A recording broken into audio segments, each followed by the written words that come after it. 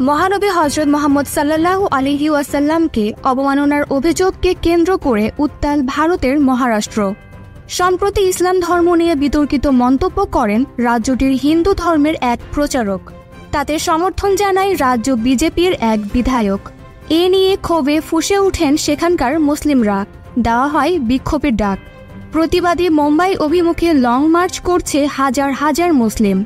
মুম্বাই অভিমুখে মার্চকে কেন্দ্র করে মহাসমুদ্রে পরিণত মহারাষ্ট্রের এক্সপ্রেসওয়েগুলো।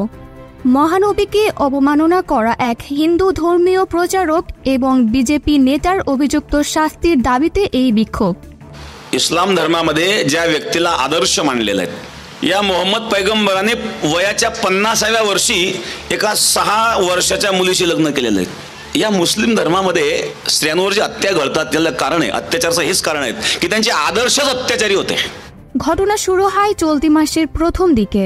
মহারাষ্ট্রের এক ধর্মীয় সভায় মহানবী এবং ইসলাম ধর্ম নিয়ে কটূক্তি করেন বিতর্কিত ধর্মীয় প্রচারক রামগিরি মহারাজ, যাতে সমর্থন দেন রাজ্যে বিজেপি বিধায়ক নীতিশ রানা।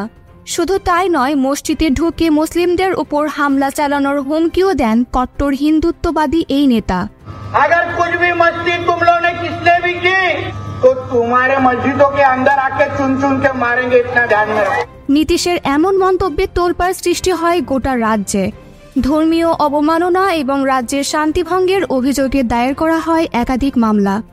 এদিকে বিজেপি নেতার বক্তব্যে জেরের মুম্বাই অভিমুখে মার্চের ডাক দেন AIMIM নেতা ইমতিয়াজ জলিল।